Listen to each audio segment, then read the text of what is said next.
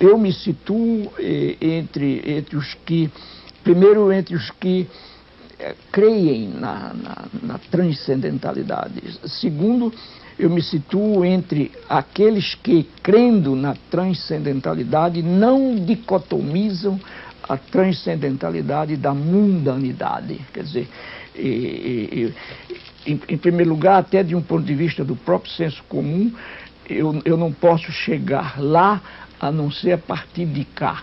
E se aqui é exatamente o ponto em que eu me acho para falar de lá, então é daqui que eu parto e não de lá. Eu respeito o direito que ele tem de dicotomizar, mas eu não aceito a dicotomia.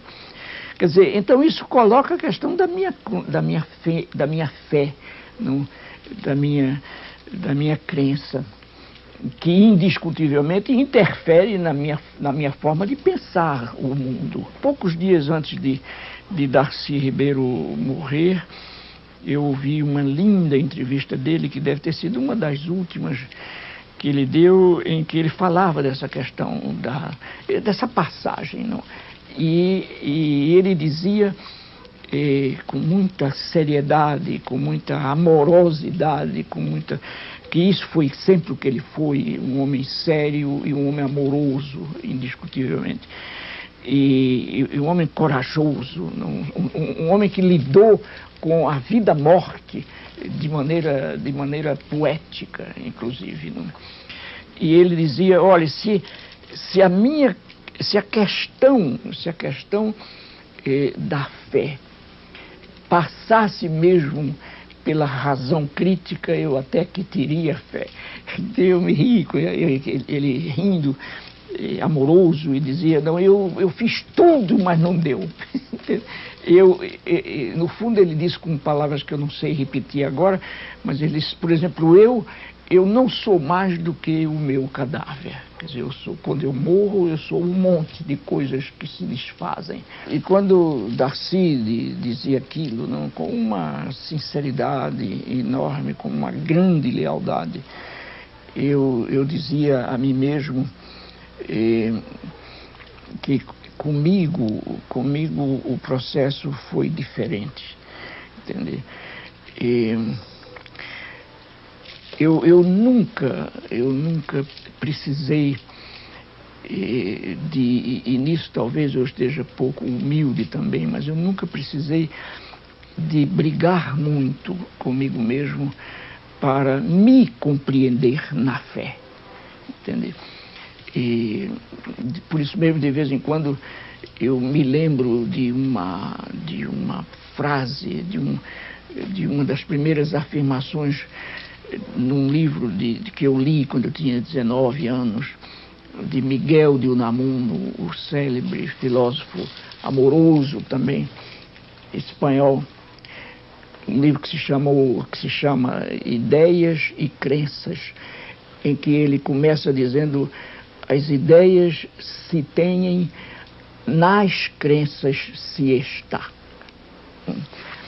E comigo o que vem se dando é isso mesmo, quer dizer, eu estou na minha fé, entende? Então eu nunca precisei, inclusive, de argumentações de natureza científica e filosófica para me justificar.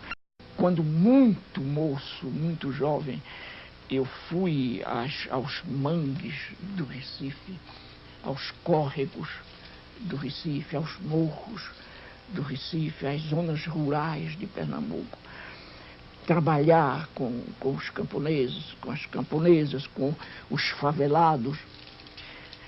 Eu confesso, sem nenhuma churumingas, eu confesso que fui até lá movido por uma certa lealdade ao Cristo de quem eu era mais ou menos camarada. Mas o que acontece é que quando eu chego lá, a realidade dura do favelado, a realidade dura do camponês, a negação do seu ser como gente,